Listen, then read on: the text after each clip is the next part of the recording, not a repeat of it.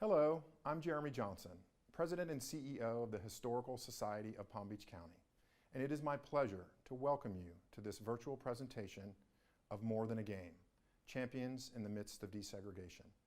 While we wish we could all be together in person tonight, I'm delighted that you're all with us here virtually. And it is my pleasure to thank and acknowledge our panelists, our sponsors, and the host committee. I hope you enjoy this presentation.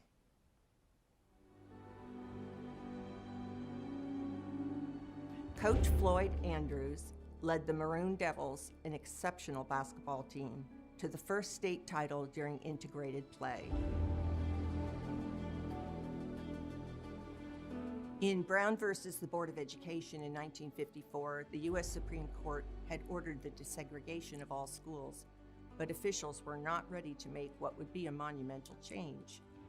The all-black schools operated with inferior facilities and secondhand materials, often damaged when white schools received their new ones. Our teachers really felt like we could do the best with what we had, and they made that an emphasis in terms of being better. And that was a goal that was very important. But we realized we didn't have what the equivalent was with the white schools, but that didn't hold us back in terms of academics, and that goes beyond sports. Roosevelt was the center of a community that had high standards and high hopes for its children. Racism was not allowed to be an excuse. It was typical for them to say, you're gonna have to be 10 times better than your counterparts. So it was very important. They pushed us, not just in sports, but academically. And it was never a thing about being inferior and not having enough equipment or supplies to make that an excuse. So they were very keen on emulating the white society because they wanted us to be able to go into that with our education, and they provided us the opportunity to do it. But the 1967-68 basketball season at Roosevelt was a high moment for West Palm Beach, for the school, and for neighboring black communities.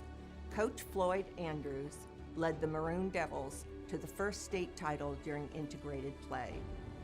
I was a JV coach for 3 years. I became head coach for varsity. Coach Andrews instilled lessons that the players would take into their adult lives. They did not compete with one another. They assisted one another as a team to fulfill their mission to win. Winning was more important than the individual stats for us. Willing to share the ball and let folks play their role, and that was one of the things that helped along the way. At a practice, he would bring in rhythm and blues music, and I think, is this his way of trying to relieve the pressure or make it more fun in practice? Because you don't bring music into basketball practice, but that was a different strategy that I'm assuming he used to loosen us up and not think about it. When the Devils reached the district tournament, Florida integrated the High School Sports Association, so Roosevelt played integrated ball for the very first time. During that season too, when we started playing integrated ball, we went to the district tournament, 14A tournament in Jupiter. So 3 games we scored 100 points each night to win the championship. And I'm assuming they didn't expect anyone to score in triple digits. When we got to the point in the fourth quarter, in the 90s or high 80s, they would have this chant, break the clock, which meant go over that. You don't have to be a basketball fan to be impressed with this achievement. Roosevelt was undefeated throughout the regular season, the district tournament, the regional tournament, and the state championship. Everybody was anticipating that Roosevelt would have a terrific team. I don't think anybody expected them to be 27-0. I can remember going to an awards assembly. Ricardo Weasley himself, the point guard, the captain, he said, we expected to be 26-1. They played some pretty good teams. They might lose one of those games, but they didn't. When they returned home with the state title, the Maroon Devils were celebrated in a big way by the city of West Palm Beach. We had the parade around the city, covered in the Palm Beach Post as well. 8 days later, on April 4, 1968, Martin Luther King Jr. was assassinated. There started to be upheavals all over the country. Things were happening, towns were burning. And here there started to be some rioting and some unrest and things happening here in this area. But they were comparatively calm to what was happening overall and over the country. I thought at that time, I think people came more or less together. And I sort of attributed that closeness of coming together was more or less some of the things that had been accomplished with the team of 1968. In 1970, Roosevelt closed in the path to integrated schools, but this season is worth remembering.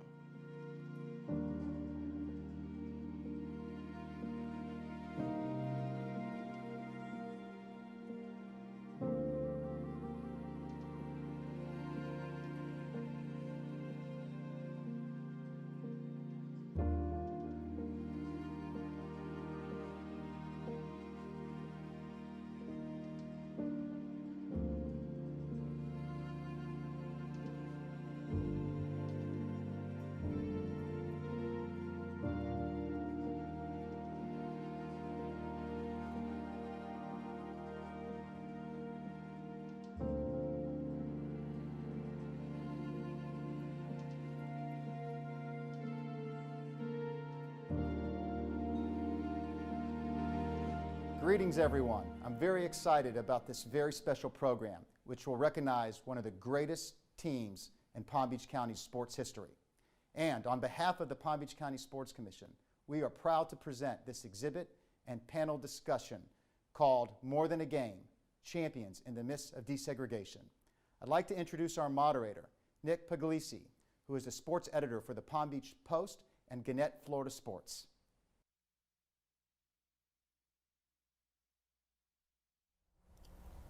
Good evening, and welcome to our very special sports forum that we're having with some very special people.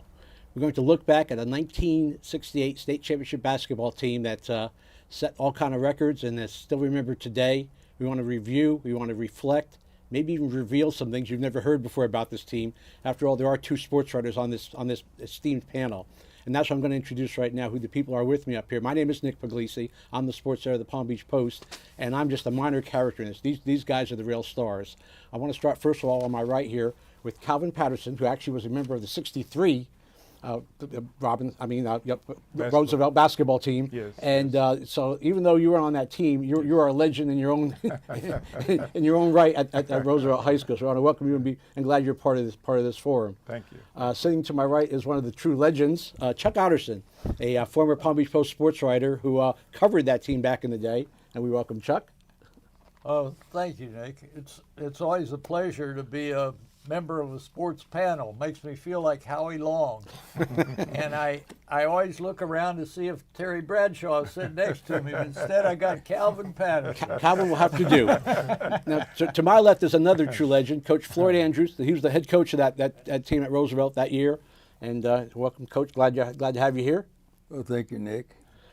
And Good to be here. It's good. And to his left is one of the stars of that team. He's a senior point guard. He's Ricardo. Rick Easley. I call you Rick, but and I've gotten to know Rick. And I'm real quick story here.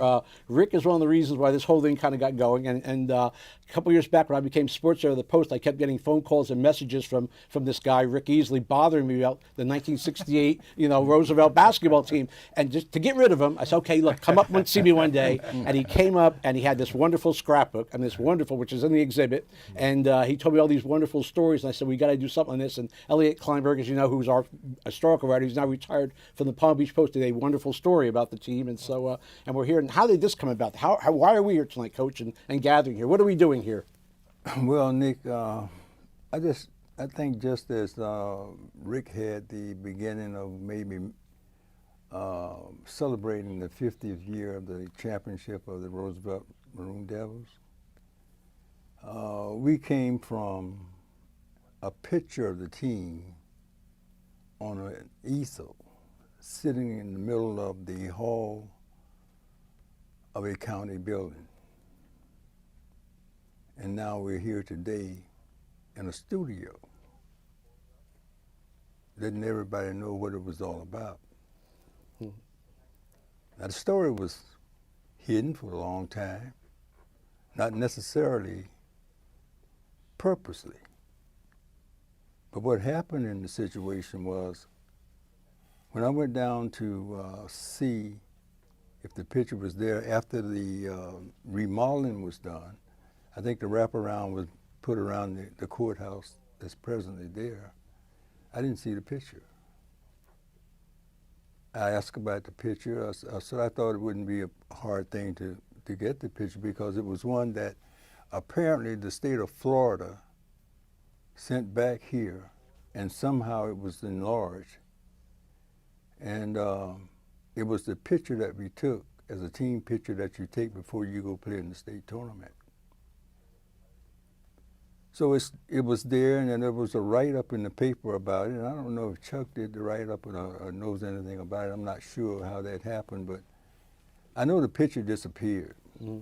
And I was really hard set to want to find out what really happened to the picture. So you went on the mission to find that picture. Right. And now, and now? And now we are past that. Okay. And headed in the direction of doing some things that are much larger for that. Okay. And I credit that basically to the fact that over that period of time, I got a little tired of it, you know, and sort of backed off it. I got some people to try to help me before, Dr. E.C. and different people who were in the Sports Hall of Fame here in the county. And I sort of lost touch with it, all the things that happened now in life. So Rick, and I believe you, are the writer of that article that celebrated. Elliot, yes. Mm-hmm. Well, it woke me up. Yeah. And I think you interviewed me on that. And as I read it, I said, oh, that's just like Rick. You know, he's bringing up something that would happen maybe 50 years ago and is going to cause some more trouble for the situation. Well, that's why we're here to go back and talk about 50 years, what was going on back then, right? Yeah. That's why we're here to celebrate that team. But I'm curious. I want to ask everybody. I mean, I was alive back then. Yes, I was, but I was in elementary school, you know, and I can barely remember like what I was doing. But I'm curious as you look back today and that day. And I'll start with you, Rick. Do you remember in '68? What were you doing in 1967 to '68? Yeah, I remember very vividly enjoying high school and enjoying that season and the whole 9 yards because it was a good time to be in high school. And with the success we were having and being a senior, it was just one of the things you look forward to. But the thing is, like Coach Andrews is saying, it's about moving forward though. And one of the things that happened was that in high school, coaches tell you, look, in athletics, you're going to learn some things, do some things that can help you in the real world. And a lot of that is tied to if you want to be a very good athlete, you want to be a champion, it's about strategy, it's about teamwork, it's about accountability. And it's kind of ironic how that comes into play because I was working with him as a student then, and now he's coming to me as an adult wanting some help with that. So that's a big part of it. It goes full circle, it really does. And the thing too is you played a big role too because if you didn't have the sensitivity and the objectivity in terms of appreciating what we did, we wouldn't be here. And that's a big part of it. And one of the things that's key is being able to share that history. It's very important. Well, and I think going back then, the person who's helping you was Chuck. Now, you were a sports writer for the Post. Now, at that point, let's be honest here, the Post covered mostly the white schools, didn't do much with the black schools. Just talk about that a little bit. What was going on back then?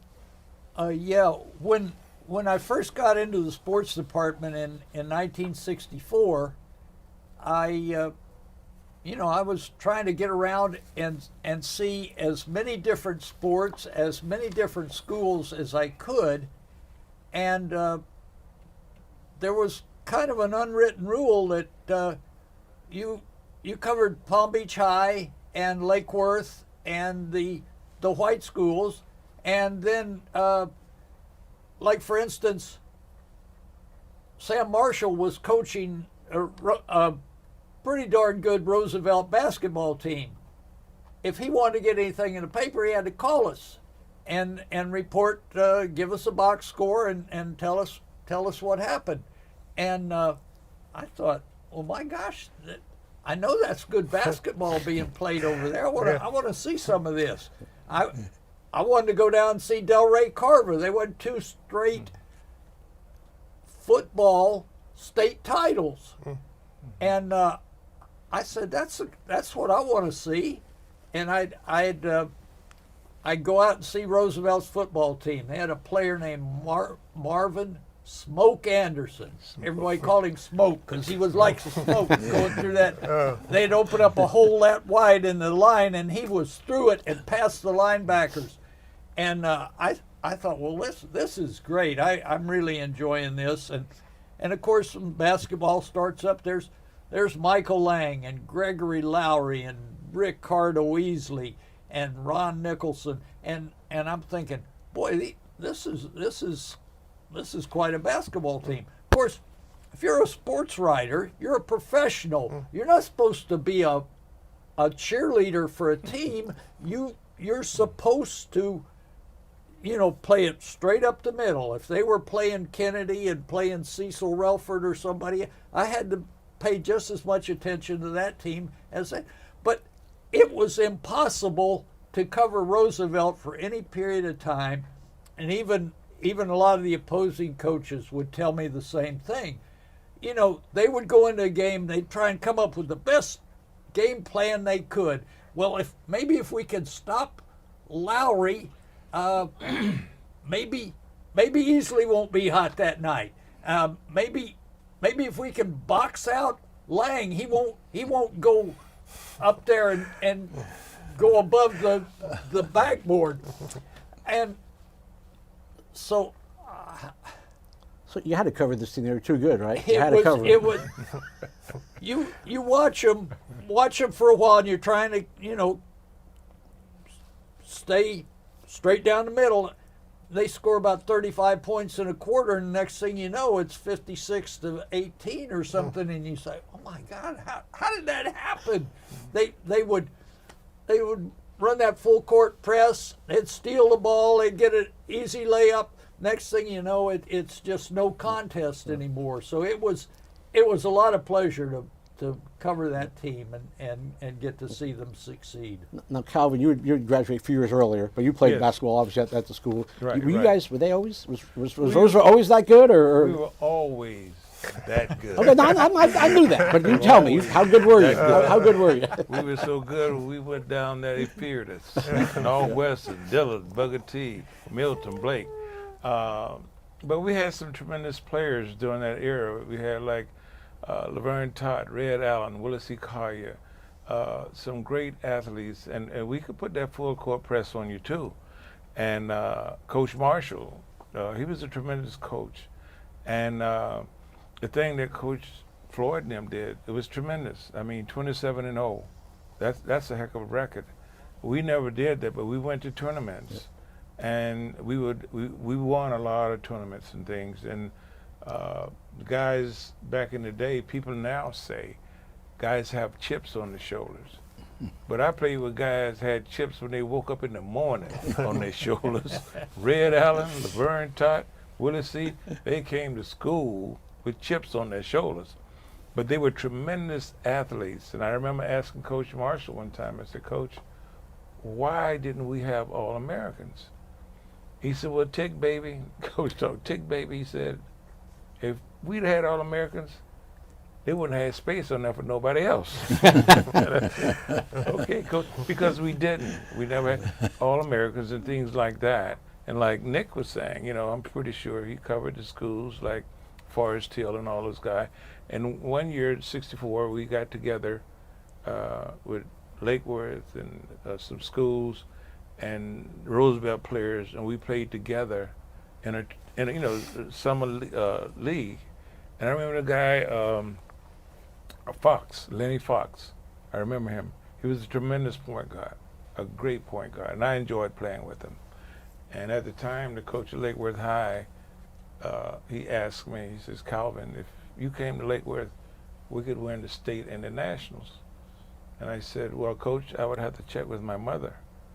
And I had never gone to Lake Worth High. Lake Worth High, I mean, Lake Worth, period, had a reputation for being Lake Worth. And I said I had to check with my mother. And Coach Marshall heard about it. I don't know how Coach heard it, but he came to my house. My mother adored Coach Marshall. And Coach came in and he said, Miss Patterson, I got a problem. She said, what's wrong, Coach? He said, I'm going to lose Tick. She said, losing to what? He's going to Lake Worth High. And my mother hit the ceiling.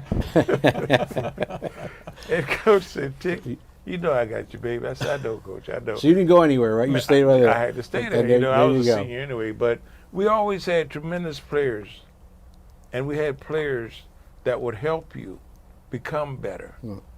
And Coach Brooks, he coached the C team or whatever it was, C team or D team, I don't know exactly. He almost made me quit basketball because I had never played. I was tall and goofy, probably old and goofy now, but he had to take a layup. I couldn't take a layup. He'd punch you on your arm. Come here, Patterson. Boom, boom. And Don't do that today. yeah, yeah.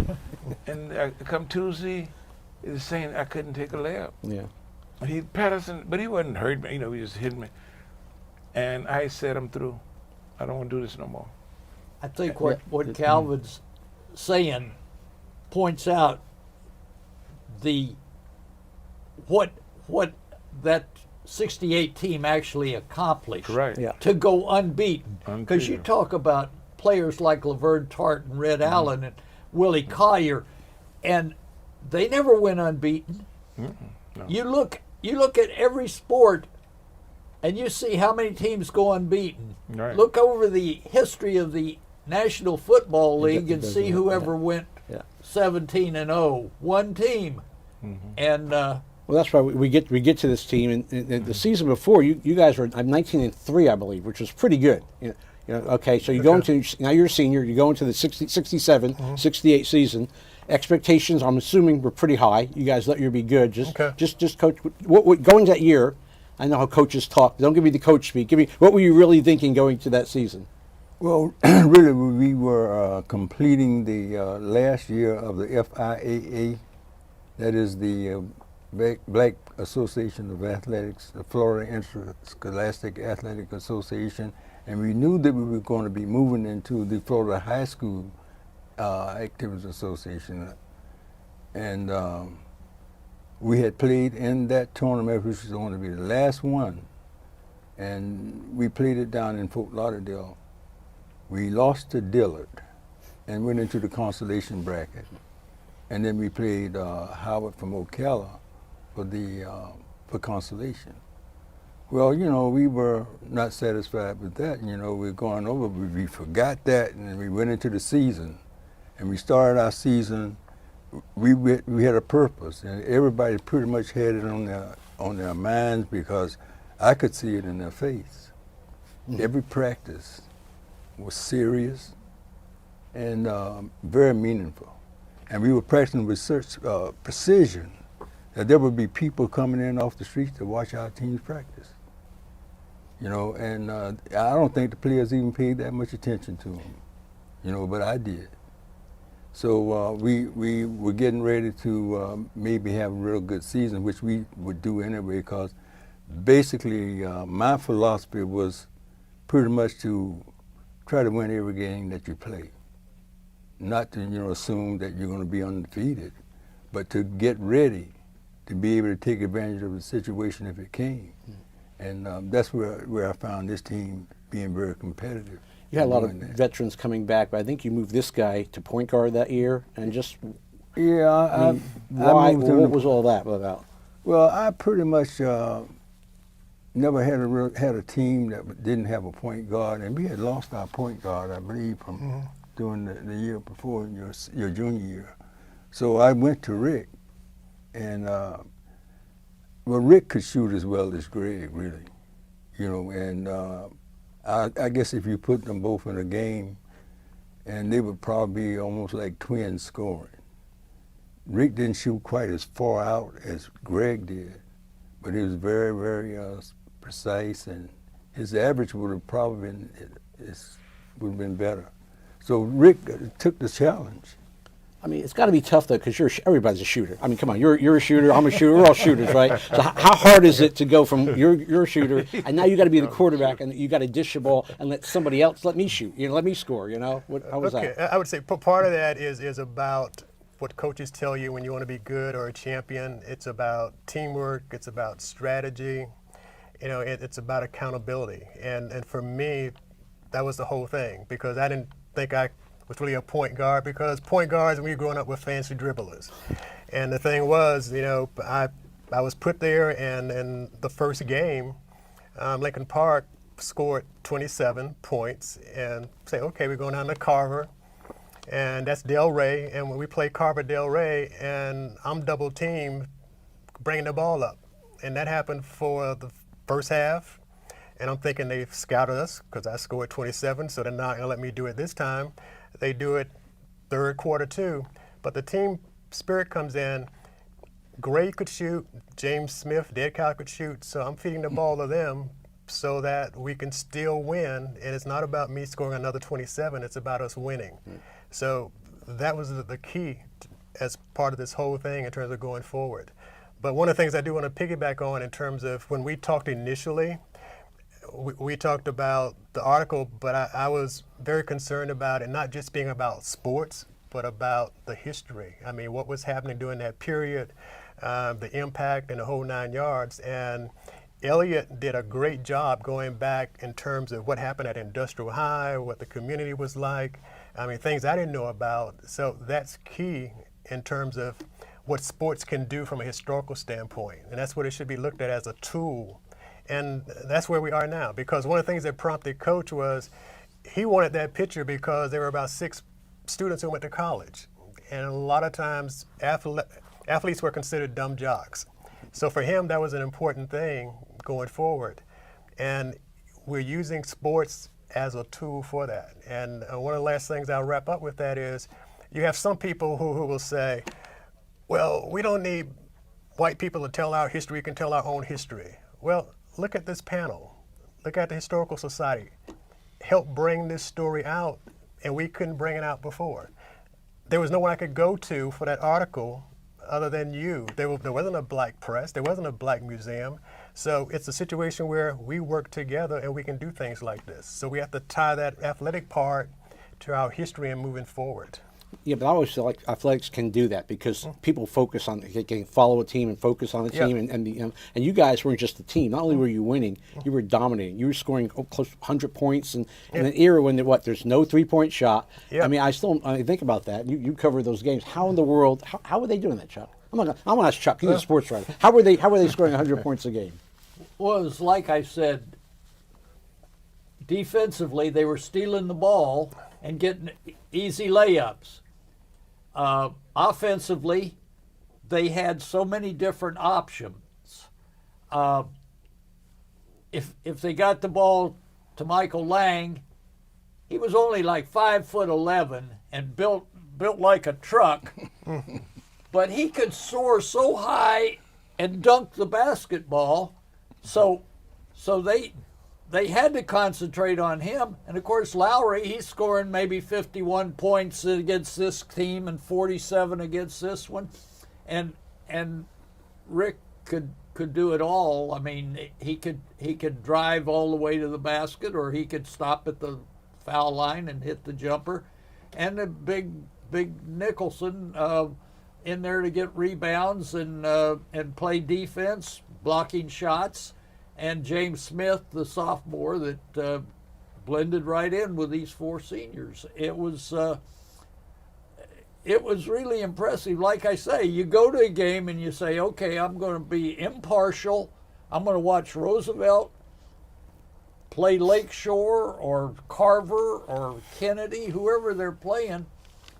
And by the middle of the second quarter, when they've got a 35-point lead, you're saying, my gosh, that team is fantastic. You could tell they were well coached.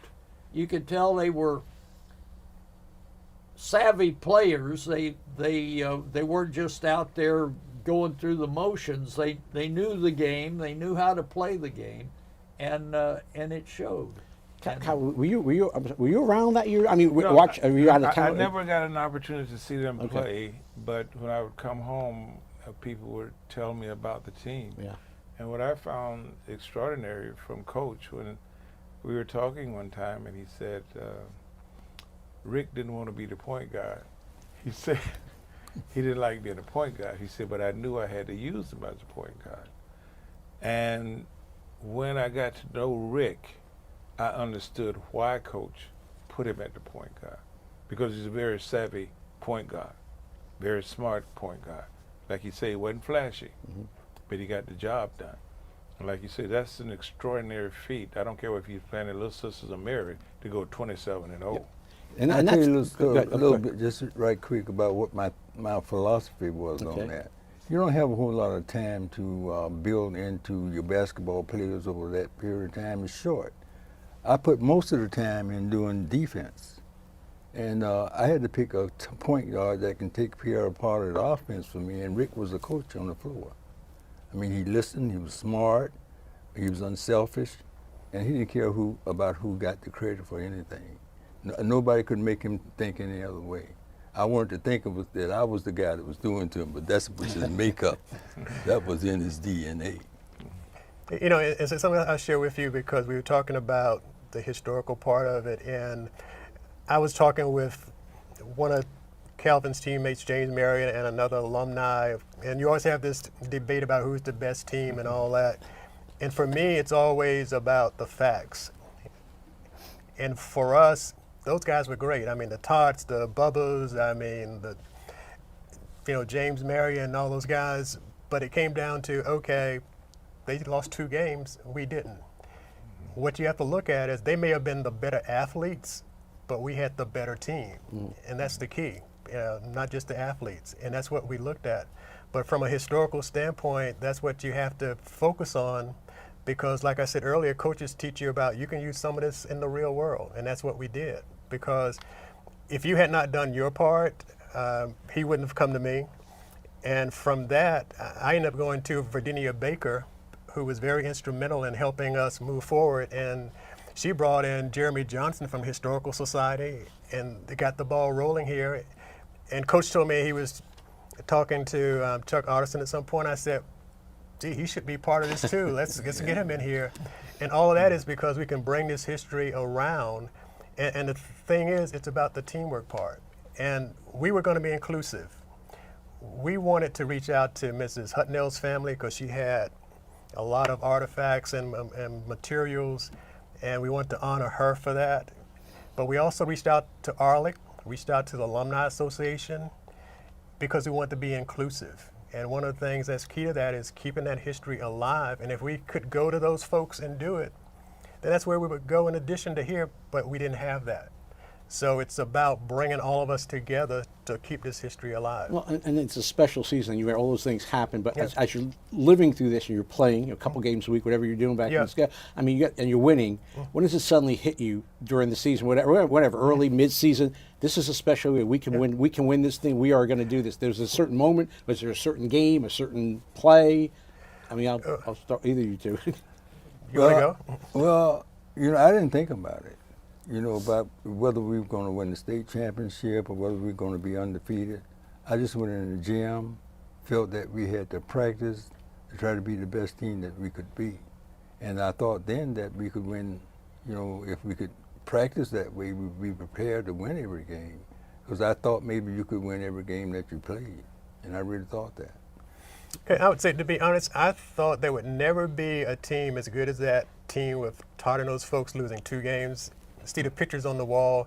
Never thought that would happen because for me, not only do you have to be good, you have to be lucky too, because you can have an injured player, you can just have an off night, anything could happen. So for me, never thought it would be undefeated. But I would say during the middle of the season, it was one of those things where we had this tremendous comeback at Mays, and that was a key component of that. But you expect something's going to happen where you're going to lose 1 game. And no, talk about that Mays game. Talk about that. So that was one of my next questions. Well, so. it goes back to being prepared, and as Chuck mentioned, it was about defense. We didn't just average 90 points on offense and 70 on defense. It was about being prepared. And it was a situation where they were very good coming out, and you wonder how they lost 5 or 6 games.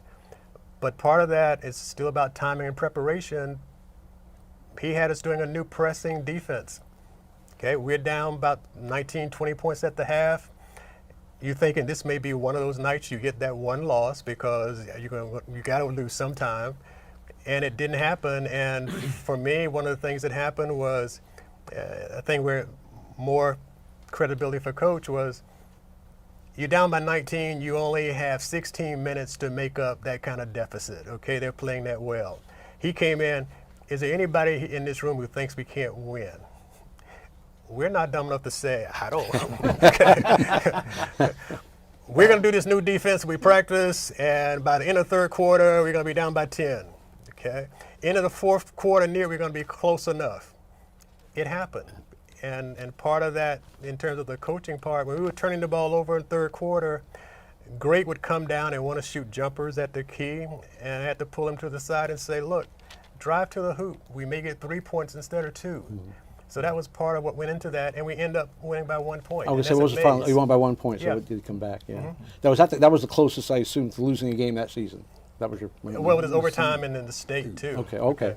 We'll get to not the state. We'll get there. Okay. Meantime, go ahead. I'll do all you. Go ahead. I just wanted to say, I think one of the things that made this team so good was the fact that Ricardo was not what you expect in a point guard.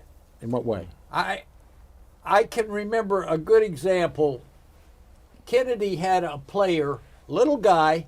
He had a brother that played that was more famous than he was, but this guy was one of these. He threw these no-look behind-the-back passes and things like that. He came down, and he was an excellent point guard. Sometimes he'd fake his own teams out. Well, the other team knew he wasn't going to shoot. He wasn't going to score any points against them, so they could concentrate on the other players. And if maybe he throws one of these no-look passes that his teammates not expected, and they'll step in front and go get it.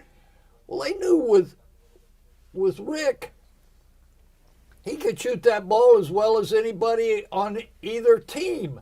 So he's going to come down. If one of his teammates is open, they gotta concentrate on them. But they've also got to remember that he can go all the way, take it in for a layup, or he can hit the jump shot. So I think maybe he didn't get as much credit as he should have, because everybody said, "Oh, those teams, they're so good. They don't need a coach. They don't need a point guard. They just need to go out on the court and win the game." And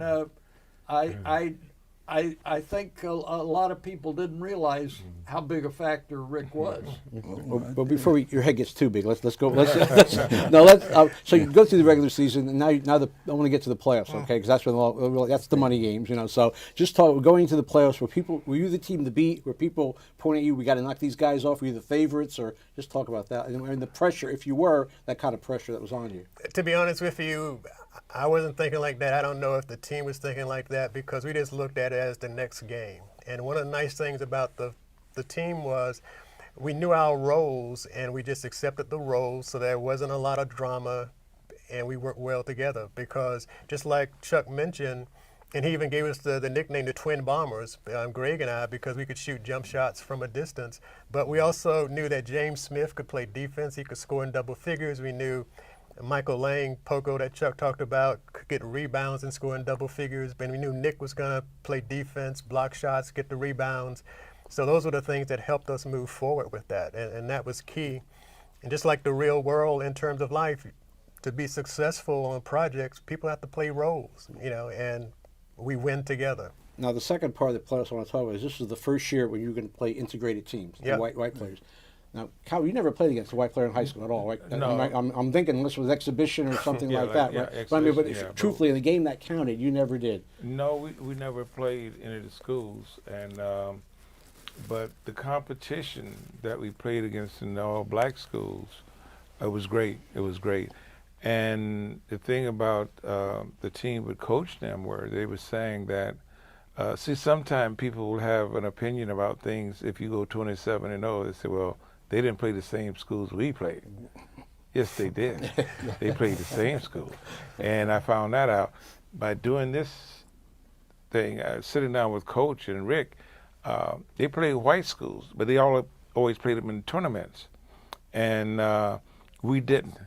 But we knew we were good, and we knew if we went up against them. Yeah. Would you hope you would gotten the chance to play some Yeah, overseas back yeah. back in the day when you were playing? Yeah. Because, like you said, the only time we did it was like in a summer league. Yeah.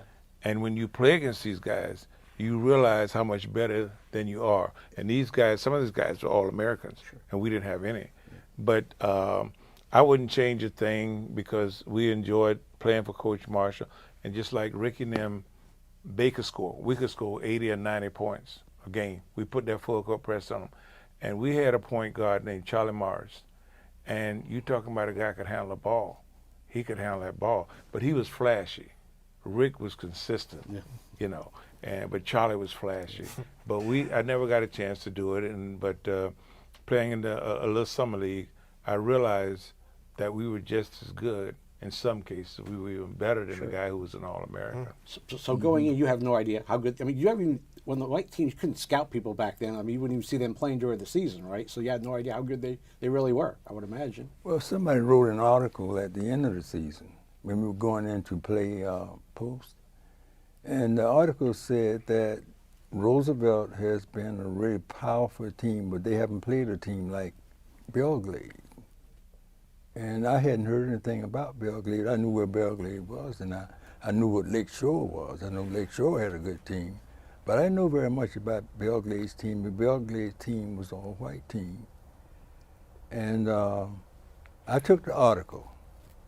I don't think Rick remembers this because he probably didn't pay attention. Is this a Chuck article? Was this in the Post? I don't think it was Chuck. No, Oh, it's- okay. I don't clarify. Where was this article? Where was this article? Hey, I took the article and put the article on a bulletin board outside our locker room. Okay.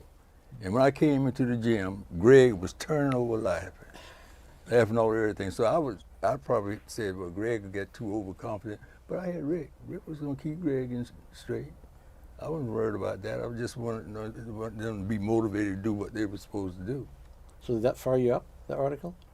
I would say yes, to make a long story short, but it was about doing what we could do and what we knew we could do. So you didn't worry about the other teams. You just got to play your game, and things will take care of themselves. Yeah, basically. because it goes back to what Chuck was saying. You couldn't double team both of us. You had to let one of us go. And so it was just one of those things. You pick your own poison, and then you had James Smith, dead cow.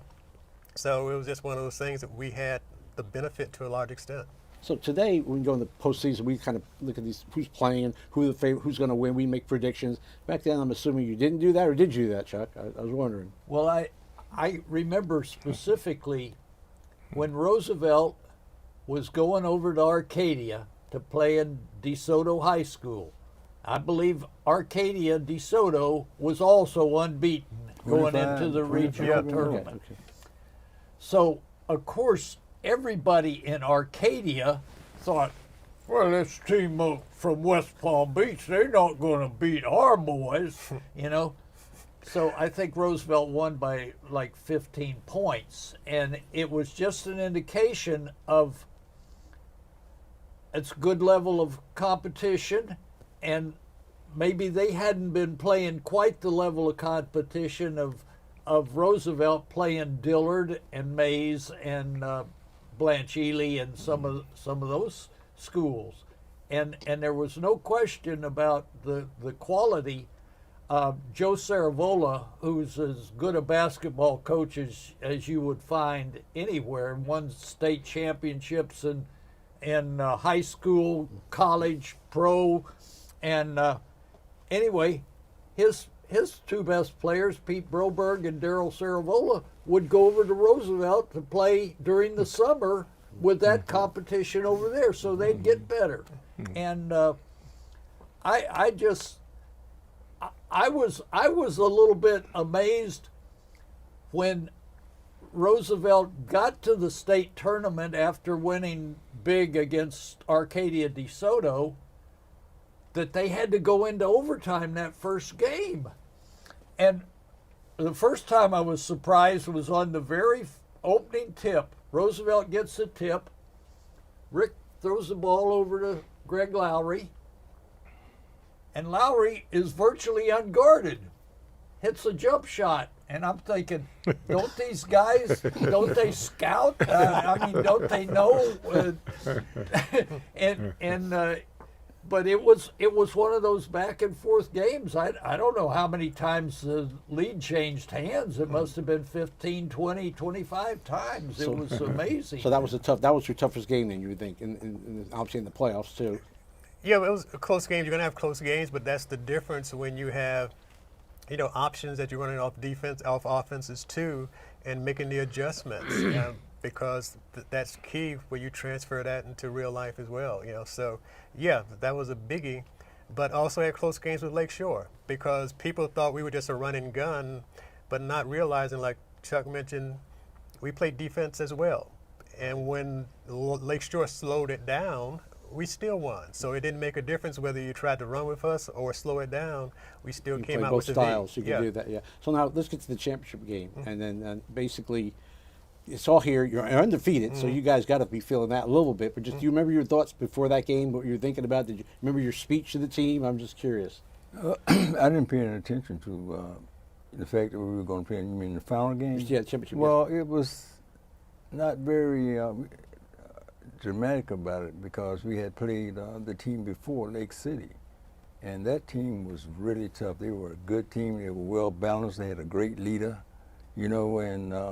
We just legitimately were really nice. That's the part we were lucky to get out of there, but we were prepared to get out of there, and that's the only reason we did get out, because we actually were prepared for everything and anything that we were going to run into, so we got out of there. But when we played the next team for the championship, I mean, we were not, the most exciting thing about playing the championship game was that all the coaches from Palm Beach County were lined up down the sideline pulling for us.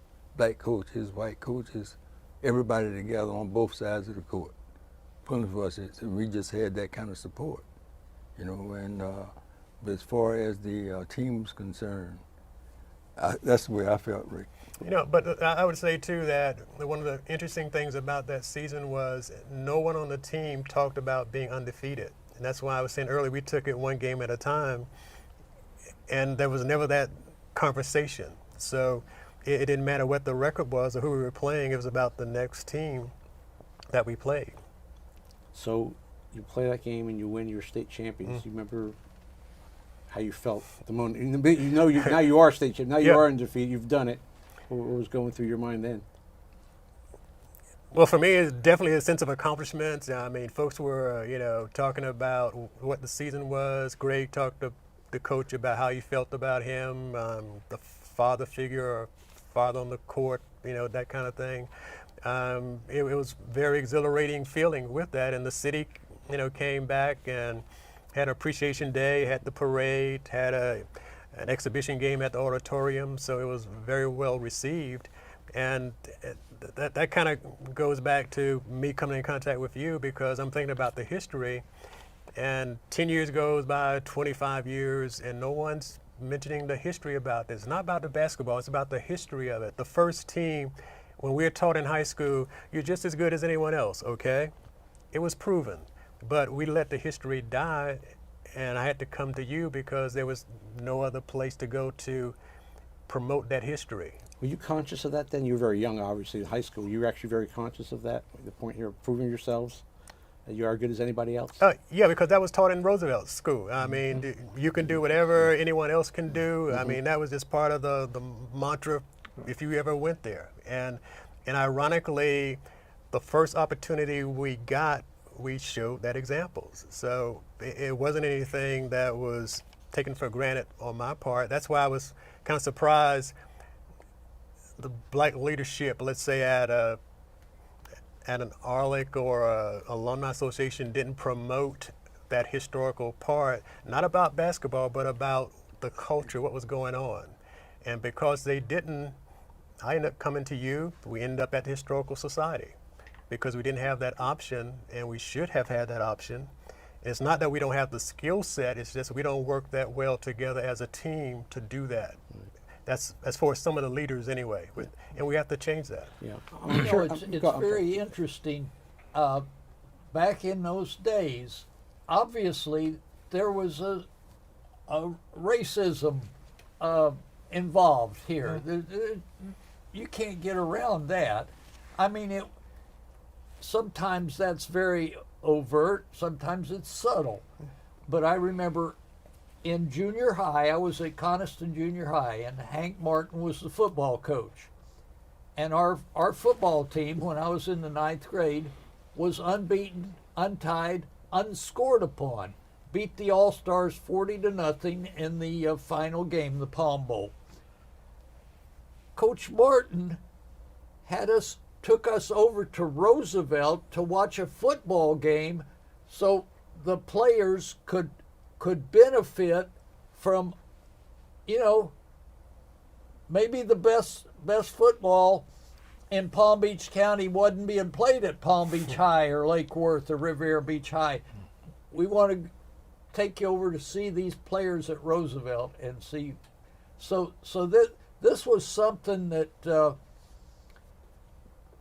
like I said, you got the obvious racism. Some people, they're not going to go to school with black kids, and so forth and so on. But behind the scenes, you've got people that want their kids to get better in every respect, to treat other people as individuals for what they accomplish, not the color of their skin.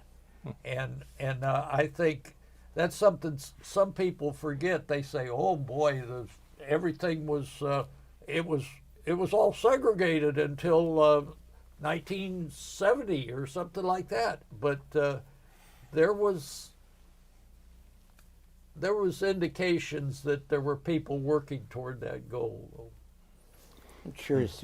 You were obviously not part of that team, but you were conscious they won a state championship. Yeah, Was there pride on your part as a former student there? I mean, I really was. Like I said, I didn't know that much about the team, and I didn't know, and I always knew Coach.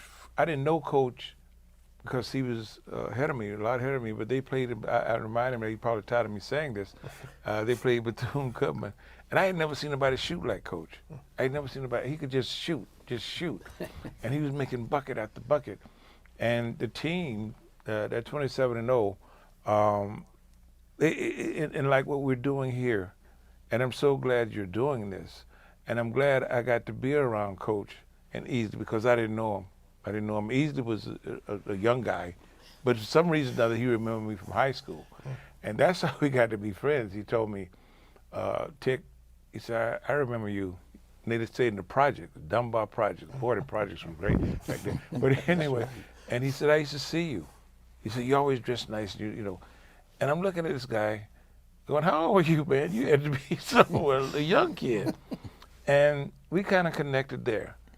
And I tell people, I said, I don't care. Some guys, they, like I was saying earlier, they were saying, well, they didn't play the same. No. They played white schools. They played black schools. And I said, they were just good. That's the bottom line. And I'm so glad I got an opportunity to talk to Coach and Ricky because I didn't know, and I didn't know how many games Coach had won. Coach won a tremendous amount of games, about 500-something games, I think. And I didn't know that. 400 plus. 400 plus. Yeah, that's right. He is truly a legend. And Yeah. I'm curious, winning that championship, what did that mean personally to you? That championship was my first one, so I really didn't know what to think about it. Really, I was so tired mentally until I asked Bradley, who was the athletic director, to take care of the team, and I went in and went to sleep. I was really You're tired. exhausted. That's right. Yeah. You know, I didn't know what had happened to me really during the entire season, but I think everything came down at that point. But I just want to say too, before we get out of here, I want to tell you just how important it might have been, because when I walked in and I saw that display that we have in the museum, the only thing I could think about was Miss Hutnell's collection. Mm-hmm. I couldn't really think about what was going on with that team because I knew what she had done, not only for the black community in terms of its history, but for the entire county of Palm Beach. I knew that. And I knew also at that point, and it really made me feel very sad, that it's here and it's there and it has not been really done. It's just. And I pretty much knew why, but I didn't want to cast any aspersions on anybody. But the thing is, I knew that it couldn't have been the Historic Society of Palm Beach County, because they did their job. They accepted us. They did the work that was supposed to have been done. After Mrs. The commissioner, Virginia Baker, heard our story, and gave us a contact to the CEO, Jeremy, and then we met with Lisa, and we got the ball rolling. It's been rolling very smooth ever since, and some very special things happen. And I still expect for a lot of good things to continue. And I'll say, like he was saying, Miss Huttonell was an extraordinary. She has so much stuff in history during that time. Her son, Earl, I want to thank him personally because he allowed us to use his mother's stuff.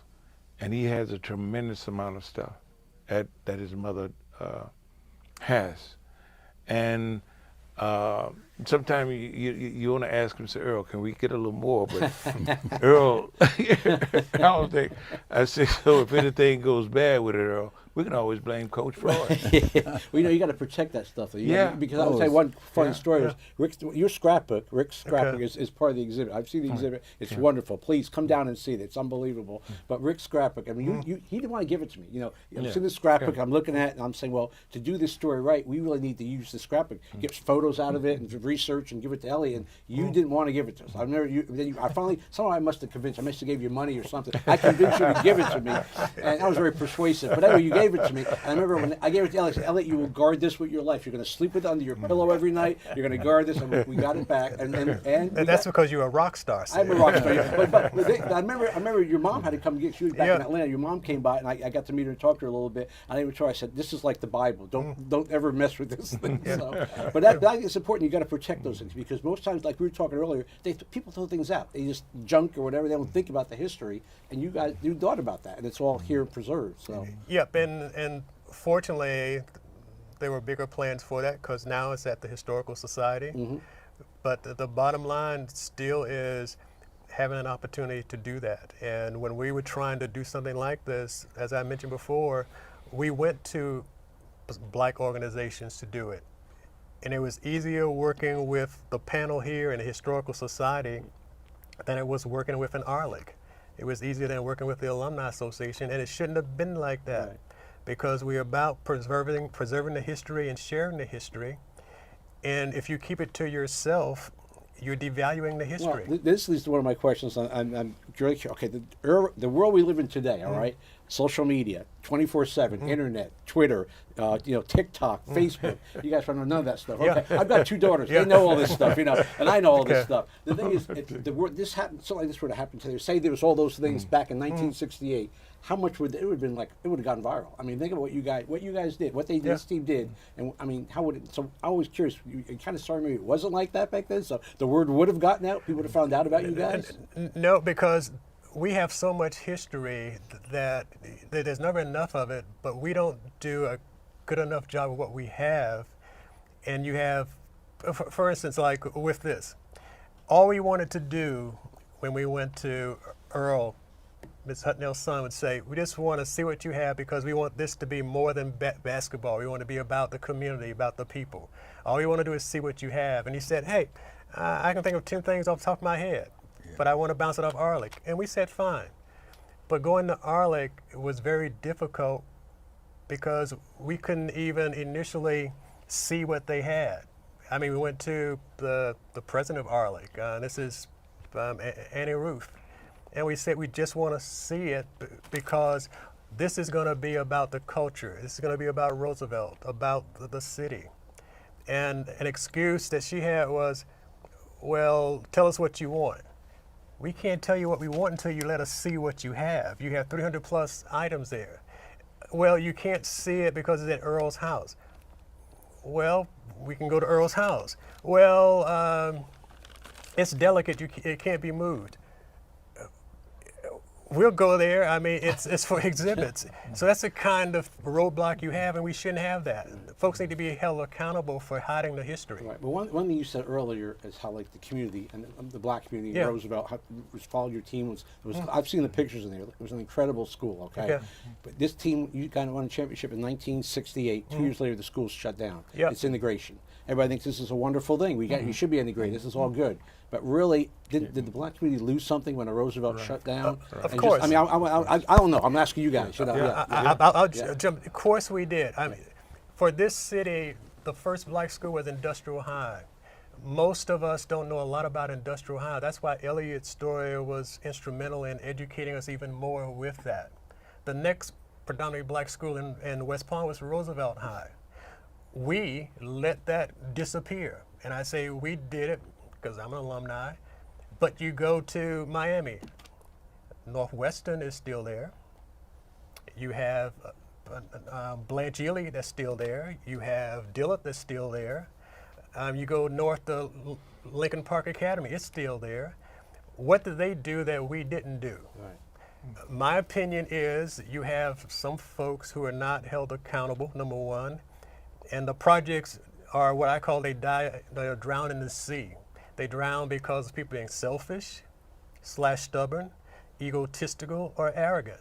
Because the people in Miami and Broward County and in Fort Pierce, they're not really smarter than we are. It's just that we let this stuff drown in the sea, and we have to do a better job of that in terms of getting rid of that. But we've saw, Coach, your thoughts on that? What do you Well, think? I'll say just simply, in piggybacking off what Rick said, we just didn't fight for it.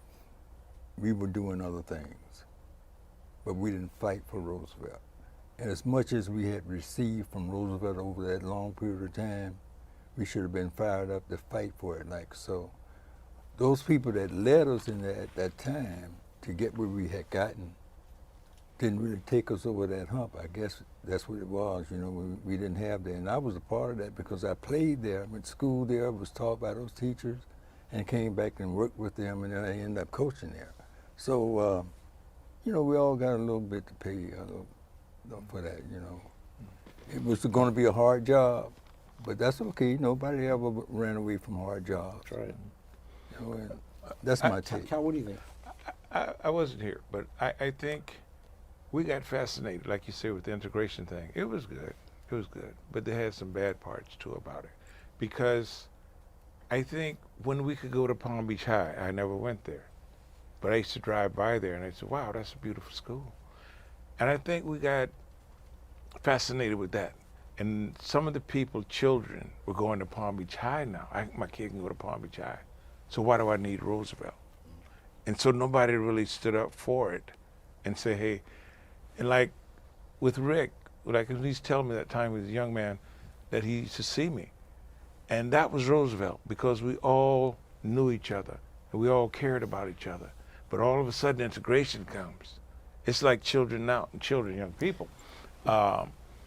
Florida State, University of Miami, that's where they go. I was recruiting for my university, Southern University in Baton Rouge, Louisiana, and kids had no idea about Southern, even Florida A&M. And I'm going, you don't know about, you know, no, because they're going to Florida State and, you know, and University of Miami. And so I understand that.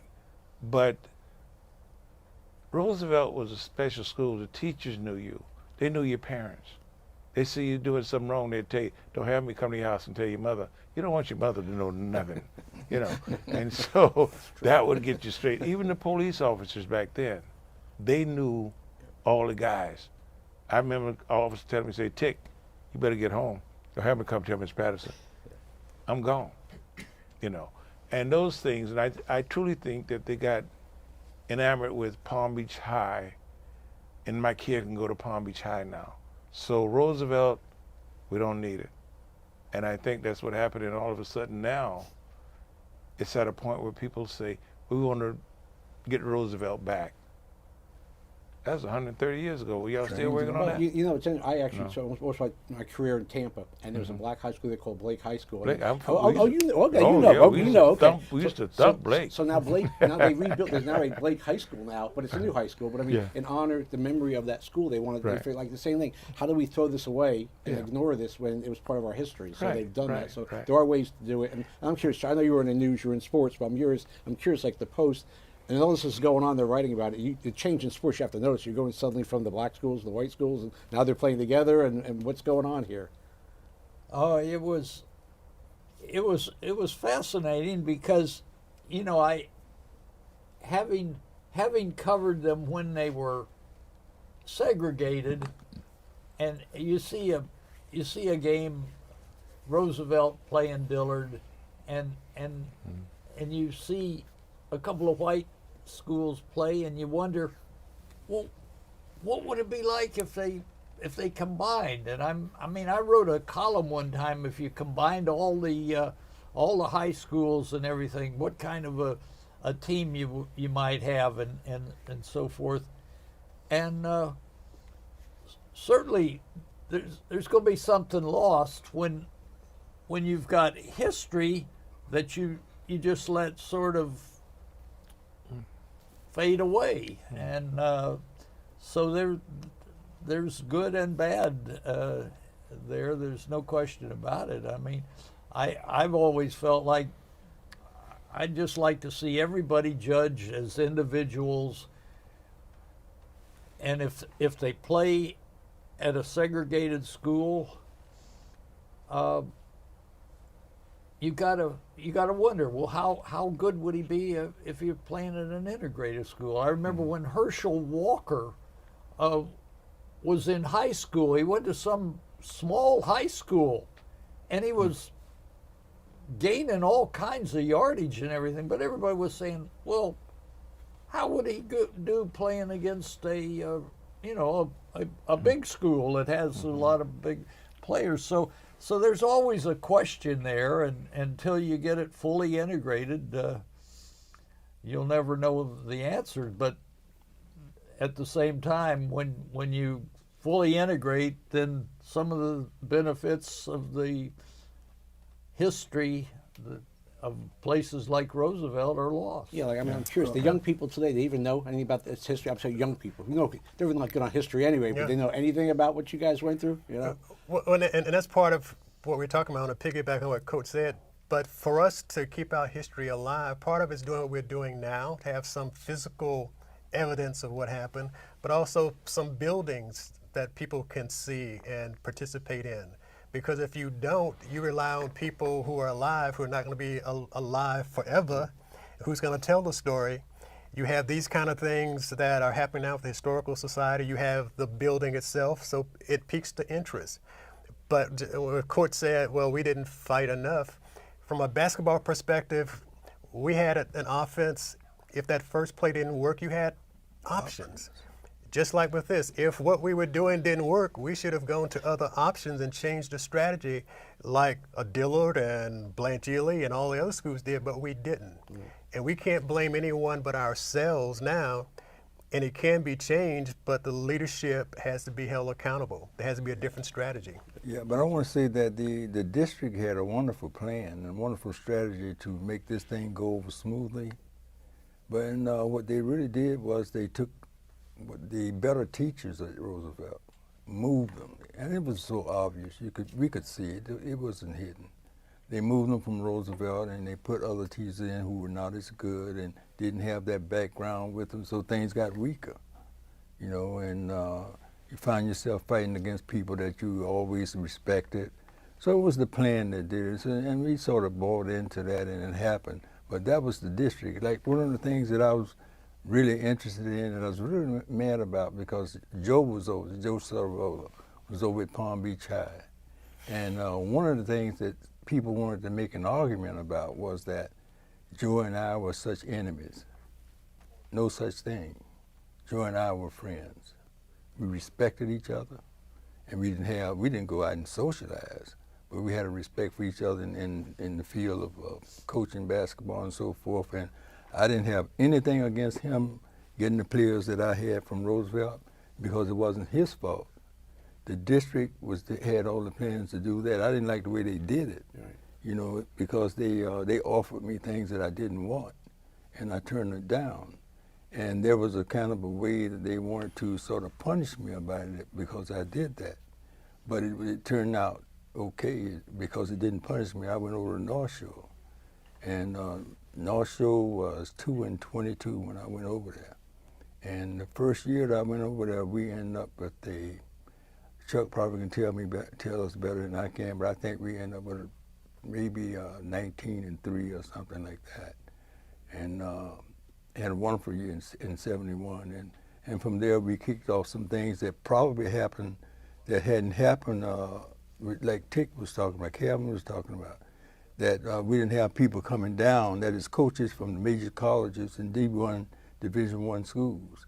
But we had them coming down to see us at that time. They came to West Palm Beach. They came to my house. They came to the players' houses. They were all around in this area. I think everybody probably came down here except Bobby Knight, you know, but they were all here, you know. Coach Smith spent a lot of time here. They invited me to come to their place. Had an opportunity to get players to go in the areas of Parade All-Americans, McDonald All-Americans. So I got a chance to meet a lot of people, and one of the great persons that I met was Coach Wooden. And you can imagine how delighted I was to sit down and have breakfast with him, and not one day, but 2 days. Yeah. You know. No, I was lucky to hear him give a speech at the Final Four one year at a breakfast. Unbelievable. I mean, you wonder, how did this guy win? You just listen to his speech, you know how he won. You know? Yeah, it's real. Well, that's what, I wonder if sport, I'm not oversimplifying here or anything, but I'm wondering, you know, basically, is sports the great equalizer? I mean, is it with blacks and whites and get together, work together, and play together? I mean, you know, has that always been the case now? Or, I mean, now we're good. I mean, I know you gave something up at losing during the integration, but now, I'm just curious. I'm not sure about the great equalizer, but it's a great tool because it brings folks together. And it's up to you what you do after that, you know, because if you're not selfish and egotistical and arrogant, you can work together with people and you get more done. But if you don't, you lose out.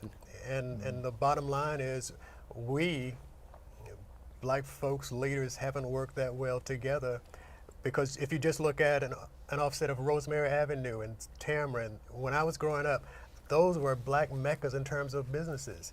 Now they're pretty much wiped out on Rosemary or dilapidated on Tamarind, and we accepted that. We let it happen, and we don't have to, but we have to change the strategy. So sports can be that tool. We got to start wrapping up. I want to go around real quick. Each of you, give me one. When you look back and think about that year, '68, just what's the one thing just one or two words? What do you think about? Historical. Historical. Okay, Coach, what do you think? Commitment and attendance at games. The game with Arcadia gave me that. It looked like the city was in Arcadia, following us. That's good. A lot of interest there. Chuck? Well, you know, all of this talk about the things that were tried and worked and didn't work and so forth, like Floyd said, he didn't like the way they were offering him jobs he wasn't interested in. They had the same situation. It was, people were wondering, would it be Saravola or Andrews coaching at Twin Lakes when they combined Palm Beach and Roosevelt? Well, the football situation, Lynn Brown had been a pretty good coach there at Palm Beach High, but Roger Coffey down at Carver had won 2 state titles. They needed to do something with him, so they offered Lynn Brown a job as in charge of transportation. I asked him, I said, did you want that? He said, no, I wanted to coach football. But that's the way it happened. But some of these things, it reminds me of a situation you see sometimes when a football coach tries to take players and fit his system instead of him adjusting to their strengths. And I think Roosevelt was a fine example of the coach teaching these players how to play the game and taking advantage of their strengths and being very successful at it. Tick, I'm going to call you Tick. Yeah, Tick. there you be. One last word, let's go. The excitement, the gyms being full, and playing with some great players like Bowman and Charlie and those guys, and guys like Easley remembering me, and he was so young. And even today, some people will come up and remind me, Tick, I remember you when I was a little boy. And I said, well, that makes me an old man. So I don't want you to remember too much. Well, I want to thank everybody for being here. This has been wonderful, educational. I mean, I've learned things, and it's a fascinating era. Thank you What for you did having was very impressive. Okay, one last word, Rick. Go ahead. Can I do some thank yous? Oh, of course. Okay, well, for thank yous would be definitely with Calvin Tick, because this is not his forte, and he's helped as a volunteer doing a lot of different things. I know it's out of water for you, stuff you did, but you can see the results. Yeah. Chuck, amazing in terms of your objectivity, what you brought to the table. Definitely appreciate it, because it adds to what we have here. You, with the article, I mean, if you didn't do that, we probably wouldn't be here doing this now. And what Elliot did, Kleinberg, big time, shout outs to him, and Coach naturally. But also in terms of what we have here, Earl Hutnell and his family, because we could have done it, but it wouldn't have been the thing to do without including Mrs. Hutnell. I mean, she worked very hard for that, and kudos to Earl for coming on board when Arlick was such a hard organization to work with. But also Jeremy, because Virginia talked to us, she played a part, but she brought Jeremy into this. And if Jeremy didn't do this, we wouldn't be here. But he also had Lisa Steinberg, who has done an amazing job, and you could see that she had the passion for it. So those are the folks you think, but also the sponsors who did this, Right. because the sponsors helped put this together. And the unfortunate thing, and this is about accountability, none of the sponsors are from a black organization. That's sad. We need to do better than that. Okay, well, thank you for that. Thank you, Lisa. Thank you, Lisa. Thank you, everyone, for watching. This has been a wonderful program. And do yourself a favor. Go to the old courthouse in downtown West Palm Beach and look at this exhibit. It's fascinating. You'll learn things, and you'll be amazed. Good night, everybody. Thank you.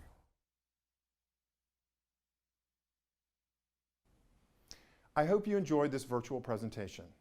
I would now like to invite you to come join us at the Richard and Pat Johnson Palm Beach County History Museum to view this inspiring exhibition live, which will be on display in our historic courtroom through February 26. Thank you again for joining us, and we look forward to seeing you at the museum.